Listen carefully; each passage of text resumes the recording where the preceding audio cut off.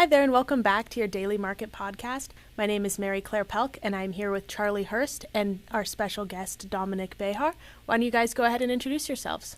Hi, everybody. I'm Charlie Hurst, and I'm the Director of Operations as well here at GCU. I'm a freshman, and today we're going to be doing a little bit of a different format. We have Dom here who helped bring FTHB to life and make it something big. So do you want to talk a little bit about that?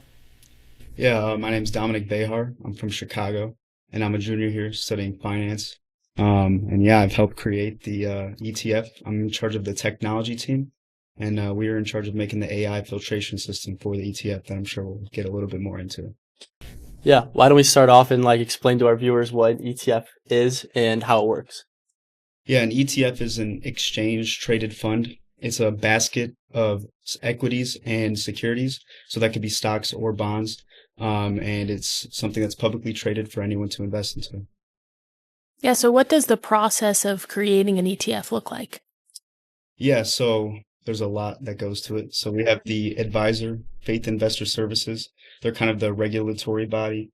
They did the filing for it through the SEC, Securities and Exchange Commission. And then we had to get that registered on the New York Stock Exchange. Then we have a lot of compliance and filing that goes into that. And then we had to talk to Astrozoa. They're the sub-advisor. So they take the liability and actually manage the portfolio. And then that's where we come in and give them research on what decisions to make and which securities to invest into. Yeah, that's really cool. I think it's super cool that GCU now has this opportunity to know something like this. And I think it's even cooler, too, that as it says in the name of the ticker, faith-based. I think that's something really cool. And do you want to touch on how it really is a faith-based ETF? Yeah, so what's really cool about this ETF is that we're involving the research from all types of students, including finance, technology, marketing, and theology. And so that's where the faith-based comes in.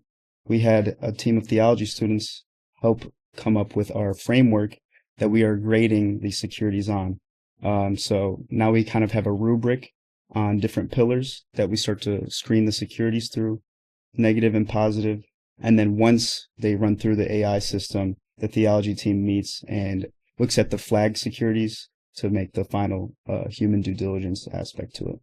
That's super cool. Interesting. Do you want to talk about these pillars and what makes something pass or not pass, if you know?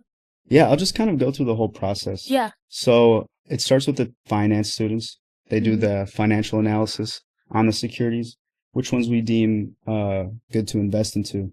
Then that's passed over to me on the technology team, and we run it through the AI system we've created. The AI uses Perplexity to first pull a bunch of research, sends out agents to get different SEC filings, litigations, articles from reputable sources, and anything else it could find. Then we run it through more models like Gemini or Anthropic's Opus or Sonnet. And that uses natural language processing to apply the criteria we've set and give it a faith alignment score. So, for example, one of the pillars could be addictive industries. And so if we find your company to be getting their revenue from an addictive industry, then that would start to flag that pillar. And then based on how recent it is or how much of your revenue that is, or maybe it's something small in your company that it's not actually your main business model, you'll get a lower scoring. And so that'll take the negative score down. And then if we look for the positive things, are you giving back to the community? Are you having a chaplain involved? Are you giving to different, you have different plans that you support philanthropy with your employees, then we're going to bring that score back up. And so you'll get a final faith alignment score. And all of this is documented and can be audited. It's all in our dashboard that we've created. And that's where the theology team actually goes in and reviews all the screen securities. And they can put in their own notes, do their own research, and then give it a final approve, escalate, or fail. Yeah, I think that's something really cool. And I think something our viewers can take away from this is the amount of time you mentioned AI and how much you're using AI. I think it's good for our viewers to be able to really understand that and take advantage of how much AI is going to be used in our jobs and the power that it has to build something like this? Yeah, so obviously AI is a bit of a newer thing that we've been using. How would it differ if you didn't have AI, if you would have made this 5 to 10 years ago? Yeah, that's what's really interesting that I starting to figure out in this type of business. Finance is very quantitative, analytical, but bringing in the faith-based aspect is qualitative and subjective. And so there's a lot of ways it can go when you're having humans do this type of BRI. It's called biblically responsible investing. They have different models, and a lot of them can include bias, human error, or just go into a very biased direction. And so the goal with using AI is, one, it's going to be audible, and documented on how every decision is made. There's no bias in the AI. It's just whatever framework we've set for it. And so that is the biggest thing that I think AI is useful for. It also is doing the work of a lot of research very, very efficiently and systematically. Yeah, so essentially you're turning something that used to be qualitative into something quantitative by using the framework that you're putting into the AI? Yeah, pretty much. I have a question. So how long did this really take to like bring it to life and get it traded on the New York Stock Exchange? So it goes way back 6 years ago. Wow. With the student managed investment fund that GCU launched.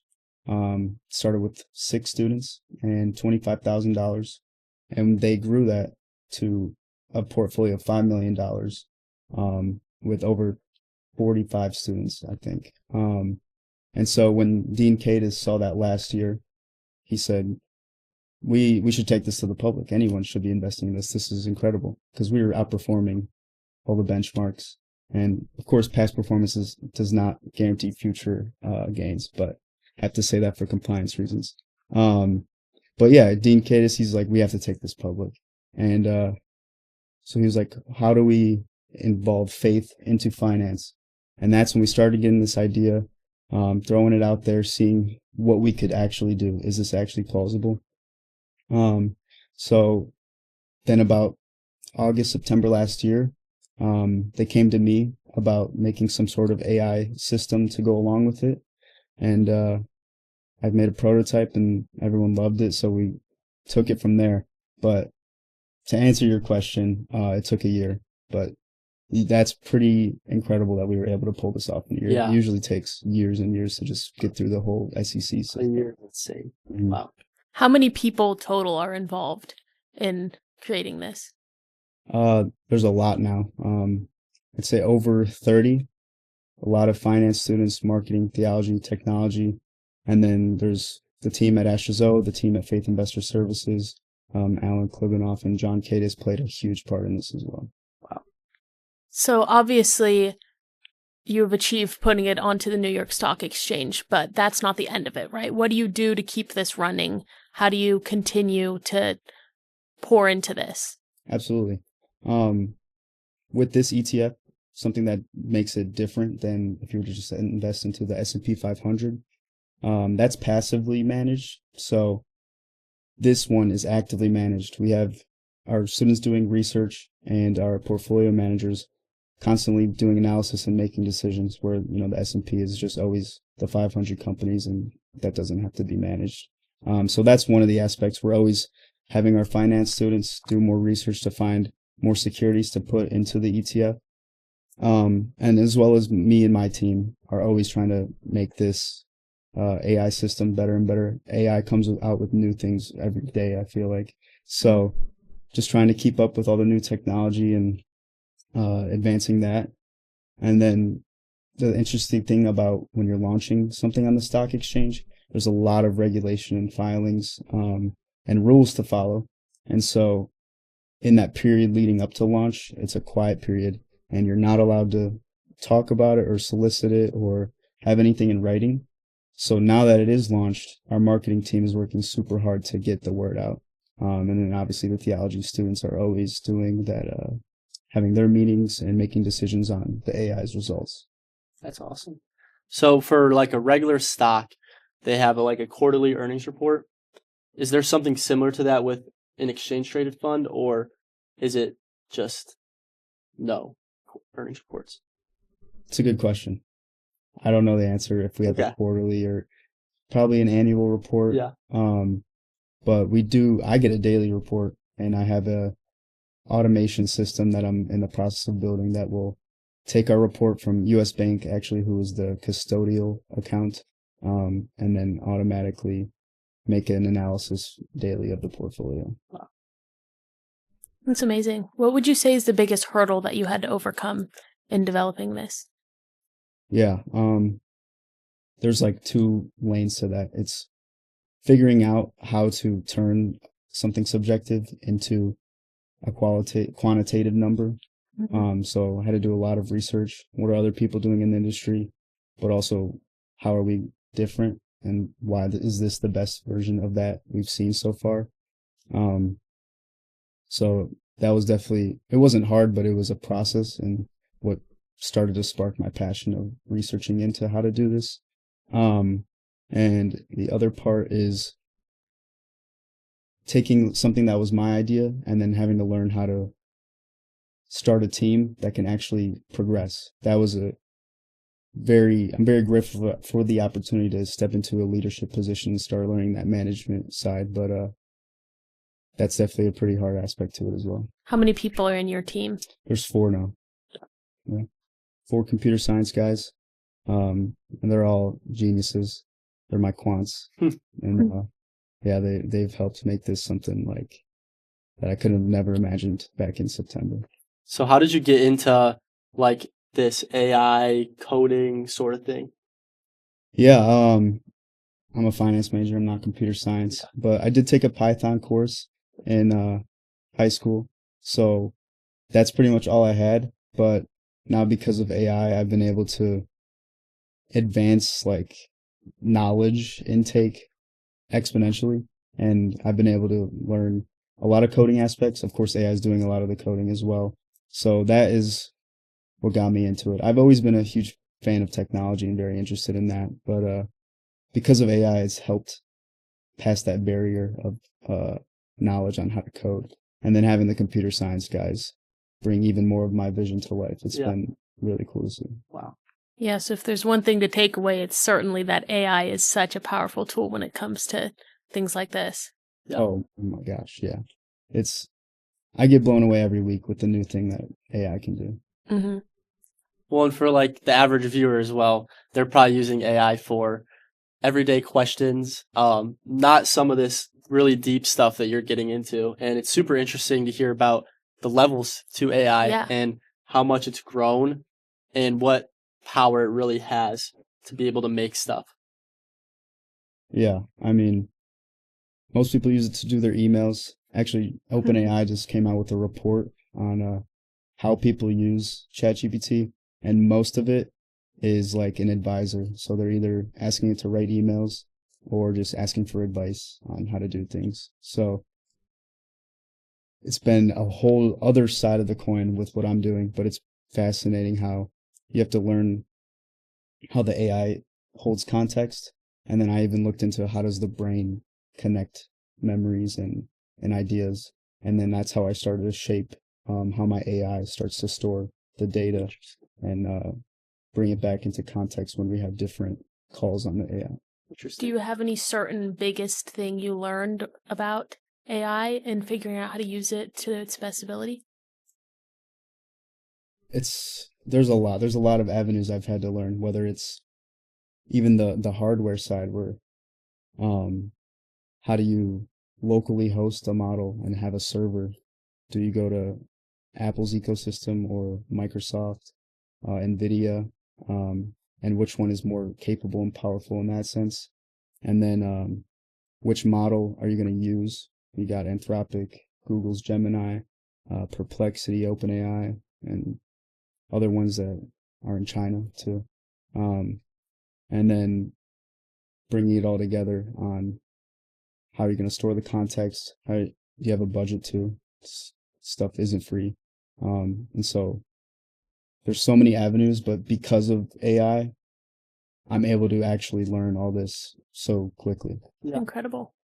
I have a question. So I feel like there's always a lot of college students asking what AI models are the best. Do you have any recommendations for the best current Absolutely. AI models? Without a doubt, it's Claude. Okay. Yeah. No question. Claude is the best AI model. You have Opus and Sonnet. Opus is the number one model, but it's very powerful, but that also means it is more expensive. So if you have like a $20 a month plan, it's going to eat through your usage. But you don't need to use Opus to do everything. It's like if you have a soldier and you arm him with a knife and he's going against an enemy with a knife, that's all you need. You don't want to arm him with the knife and a gun and a rocket launcher, right? For a knife fight, right? You only need to use different models for certain tasks. So I usually use Opus to plan the whole prompt and whatever I'm working on. And then you give that to the Sonnet model because it's perfect at following the instructions and will get everything done. That's very interesting. Yeah. So what separates it from the other models that other people may be looking into? It's just the reasoning. Like, it understands what you want to get done with less information. I mean, the IQ is through the roof. It'll pass the bar exam. It'll pass all the medical exams. But what makes it more powerful is that you can tell it what you want, and then it'll instantly spit out what you want. If you want an email, the email is going to be perfect. But if you want a 40-page report on Austrian economics and you want it formatted with gold on the top and your name and your logo, and I'm not in design, but think of all the design stuff, it'll have it ready for you in like 10 minutes. Wow. It's incredible. Yeah, I use ChatGPT a lot more, but Jaron actually told me to get familiar with Claude. I think after I've used Claude, ChatGPT definitely seems like one where you're using it for more everyday tasks, and Claude is the one where you go and ask it for like higher level questions. For sure, but you can still ask it the everyday stuff too. Yeah, exactly. Yeah. Anything else? I don't think so. Awesome. Well, thank you for tuning in to your Daily Market podcast. I hope you have something to take away.